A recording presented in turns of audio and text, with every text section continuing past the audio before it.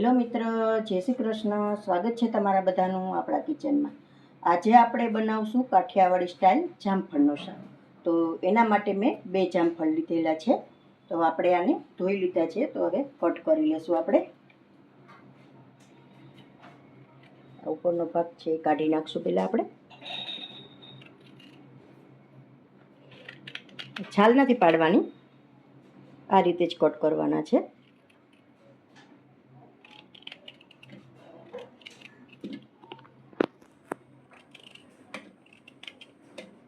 નાના નાના ટુકડામાં કરી લેશું આપણે.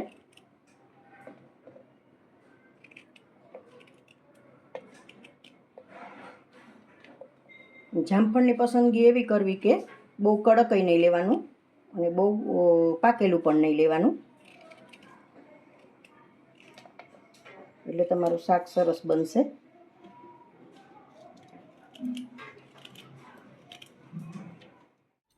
જામફળ આપણું સારી રીતે કટ થઈ ગયું છે. હવે આપણે વઘાર મારી લેશું. તો એના માટે આપણે તેલ લઈ લેશું. આમાં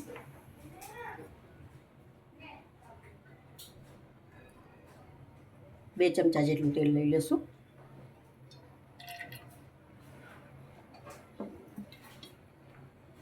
તેલને ગરમ થવા દઈશું સારી રીતે.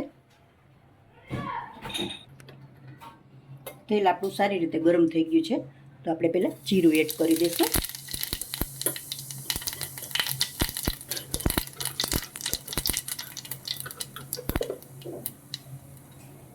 હિંગ એડ કરી દઈશું 1 ચમચી. અને અડધું ટમેટું કટ કરીને લીધું છે.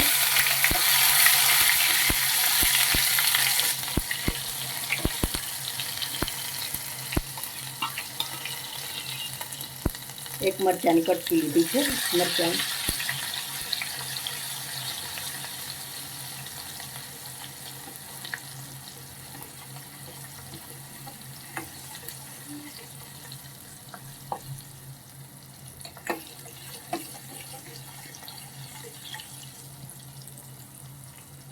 આપણે જામફળ એડ કરી દઈશું.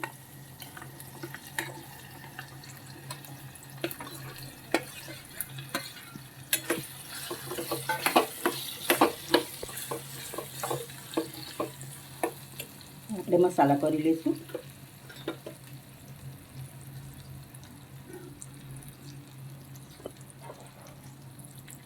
દોઢ ચમચી મરચું પાવડર,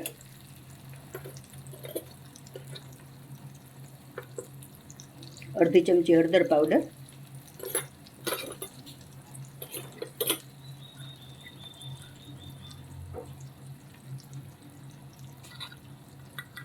દોઢ ચમચી ધાણા જીરું પાવડર,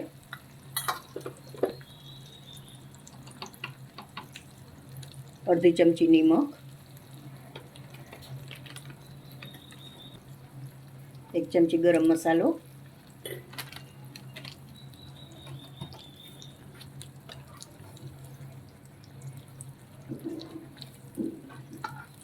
ચમચીનો ચોથો ભાગ જેટલી ખાંડ, એટલે ખાટું મીઠું થાય આપણું શાક. હવે સારી રીતે આપણે મિક્સ કરી લઈશું.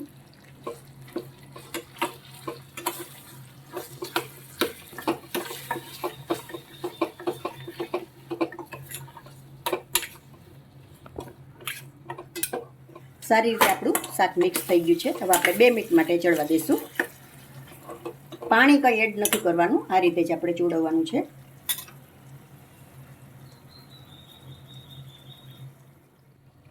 બે મિનિટ જેવું થઈ ગયું છે. હવે આપણે જામફળને જોઈ લેશું. થોડું સોફ્ટ થાય ત્યાં સુધી આપણે ચડવા દેવાનું છે. જોઈ લેશું આપણું જામફળ. જો કટ થઈ જાય છે.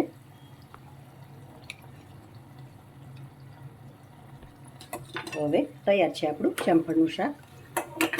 હવે આપણે સર્વ કરી લેશું.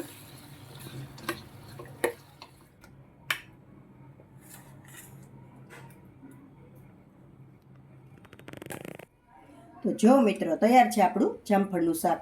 ગરમ ગરમ રોટલી કે ભાખરી સાથે બહુ સરસ લાગે છે. તો એકવાર જરૂરથી ટ્રાય કરશો બનાવીને.